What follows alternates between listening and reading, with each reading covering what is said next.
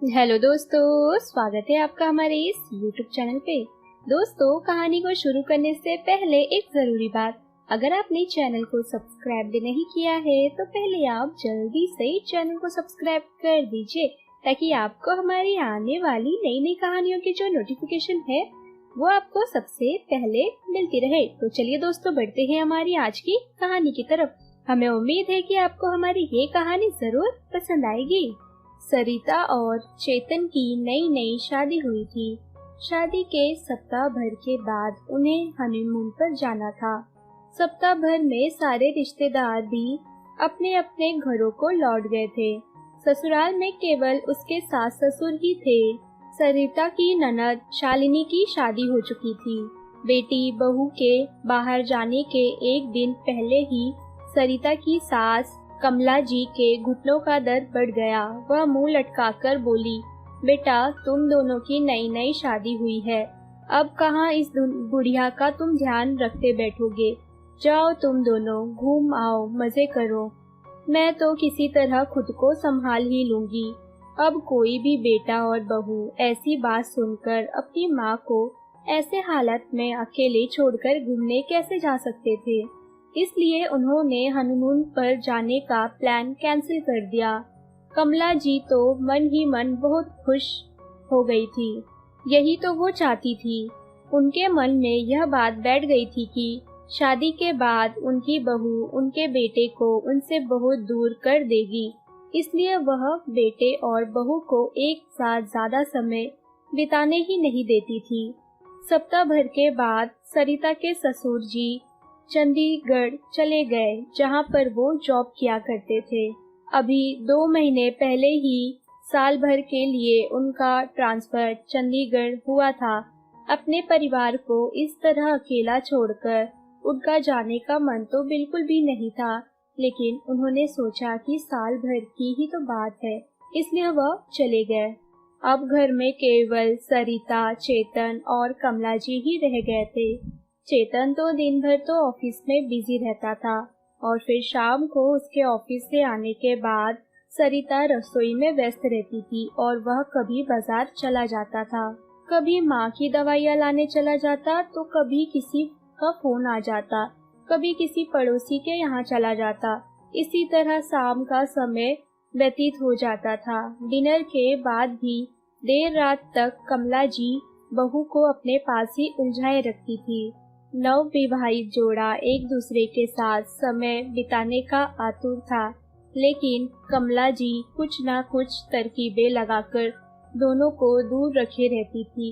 उस पर भी छुट्टी वाले दिन उनकी तबीयत कुछ ज्यादा ही खराब हो जाती थी, जिसके कारण बेटा और बहू उन्हें अकेले छोड़कर कहीं पे नहीं जा पाते थे और वो आधी रात को भी जाकर बेटे बहू के कमरे का दरवाजा खटखटा दिया करती थी कि उनकी तबीयत ठीक नहीं लग रही है। नई नवेली दुल्हन बनी सरिता के भी बहुत सारे अरमान थे। सरिता झिझक के कारण किसी से अपनी समस्या बांट भी नहीं पा रही थी।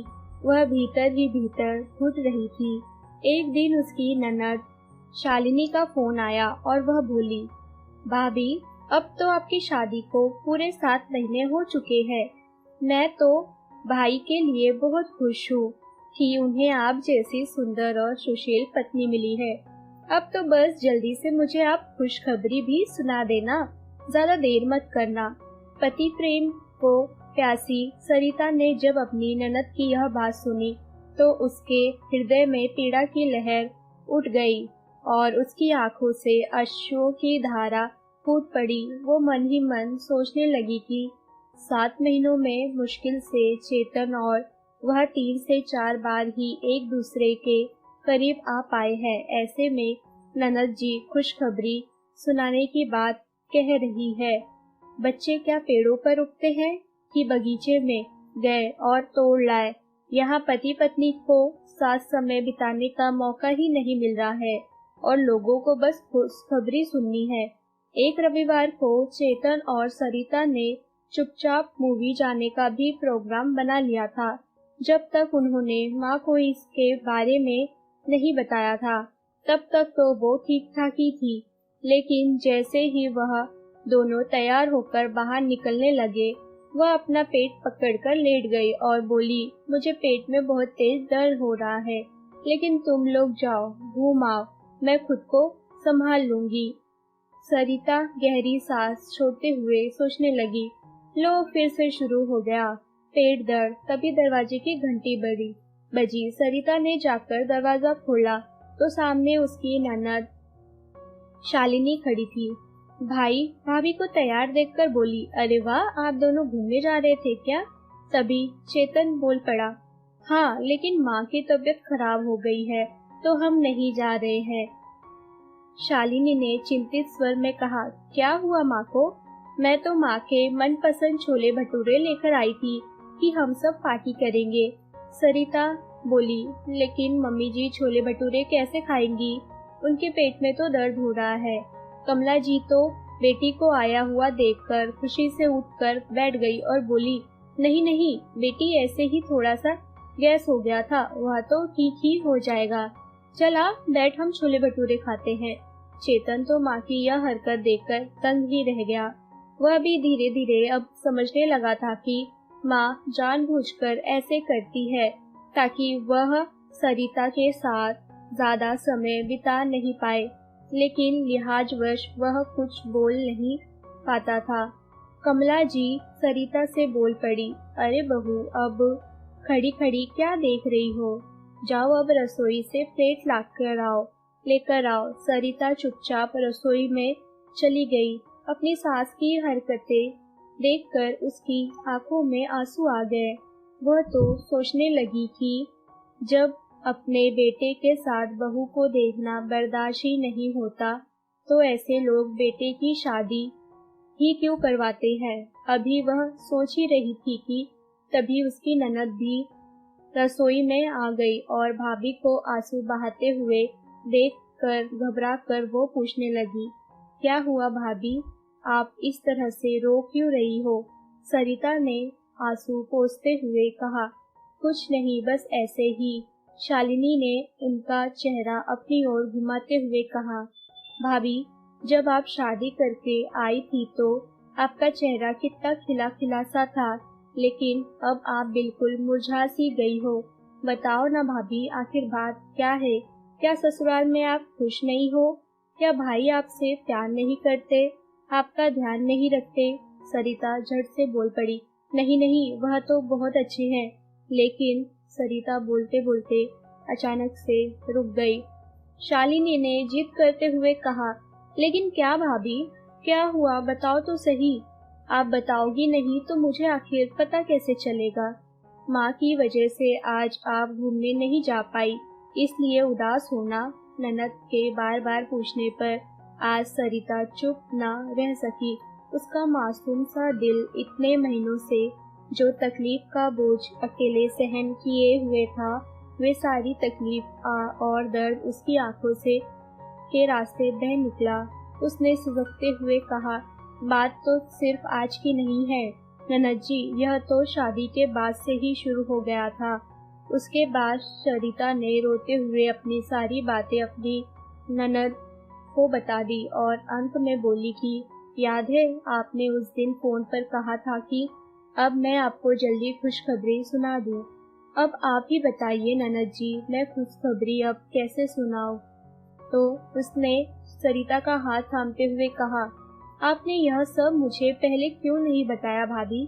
सरिता ने धीमे स्वर में कहा, किसी को बताने में बहुत शर्म आ रही थी और डर भी लग रहा था कि कहीं मुझे गलत ना समझ लिया जाए कि मैं अपने कर्तव्यों से मोड़ रही हूँ, अपनी सास की देखभाल नहीं करना चाहती। शालिनी ने उसका चेहरा ऊपर उठाते हुए कहा, ऐसी बात नहीं है भाभी, घर में बुजुर्ग तो होते ही हैं, उनकी देखभाल और सेवा करने का यह मतलब नहीं है कि पति पत्नी अपनी खुशियों और अरमानों का गला घोट दे। भाभी आप चिंता मत करिए, मैं आज ही इस बारे में माँ से बात करती हूँ। एकांत मिलते ही शालिनी अपनी माँ के कमरे में गई। उसने माँ के पास बैठकर उनका हाथ अपने हाथों में लेकर कहा, माँ, मुझे आपसे बहुत ही जरूरी बात करनी है। मेरी बातें ध्यान से सुनना और उन्हें तुम समझने की कोशिश करना। कमला जी मुस्कुराते हुए बोली, अरे बेटी, मुझसे बातें करने के लिए तुझे भूमिका बनाने की क्या जरूरत है? खुलकर बोल, तू क्या कहना चाहती है? शालिनी ने कहा, अभी जब मैं आई तो मैंने सुना आपके पेट में दर्द है, लेकिन आप मेरी कसम खाकर बताओ, आपको पेट में दर्द नहीं था ना? उसकी बात सुनकर कमला जी ने नजरें झुका ली। शालिनी आगे बोली, माँ, आप बहू और बेटे को दूर क्यों करना चाहती हो? आपको क्या लगता है ऐसा करने से भाई खुश हो जाएंगे? आप भाई की खुशियों को क्यों नहीं देख पा रही हो? उन्हें भी तो अपनी पत्नी के साथ समय बिताने का मन करता होगा ना माँ? जरा सोचो, अगर मेरी शादी के बाद ससुराल में मेरे साथ ऐसा ही व्यवहार किया गया होता, तो मुझे मेरे पति से दूर रखा गया होता, तो क्या मेरे दर्द को महसूस करके आपको बुरा नहीं लगता क्या? वह सब तो दूर की बात है माँ, आप भी तो कभी इस घर में दुल्हन बनकर आई थी, तब आपको भी पापा से ऐसे ही बहाने बना बनाकर दूर रखा जाता था, तो क्या आप अपने सास ससुर की इज्जत कर पाती? कमला जी बिल्कुल मौन हो गई थी, जैसे उन्हें किसी ने रंगे हाथों पकड़ लिया हो। सरिता आगे बोली, मैं नहीं जानती कि मेरे समझाने में आपकी सोच बदल पाएगी या नहीं, लेकिन मैं तो सिर्फ इतना कहना चाहती हूँ कि अगर सुकून से जीना है तो बेटे और बहू को भी सुकून से जीने दो। शालिनी अपनी माँ को समझाने लगी, आपने अपना जीवन तो अच्छे से जी लिया है ना माँ, अब बेटे और बहू के जीवन में अड़चने क्यों डाल रही हो? आप एक बेटी की माँ होते हुए भी बहू का दर्द नहीं महसूस कर पा रही हो। मुझे तो आपसे बिल्कुल ऐसी उम्मीद नहीं थी कि मेरी माँ भी ऐसा कुछ कर सकती है। मेरी सास ने तो कभी भी हम दोनों पति पत्नी के साथ ऐसा नहीं किया। फिर माँ, ऐसा बोलते बोलते शालिनी का स्वर भारी हो गया था। कमला जी ने भूमि की तरफ नजरें गड़ाए हुए कहा, तू सही कह रही है, छोटी होकर भी तूने आज बहुत बड़ी बात कह दी है।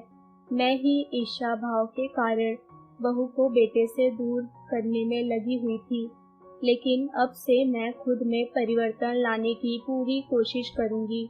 माँ की बात सुनकर शालिनी मुस्कुरा पड़ी और उसकी आंखों से आंसू टपक गए। आज जिंदगी में पहली बार उसने अपनी माँ को इतना कुछ सुना दिया था, लेकिन कभी कभी जब बड़े गलती करते हैं तो बच्चे को भी उन्हें सही राह पर दिखाना पड़ता है।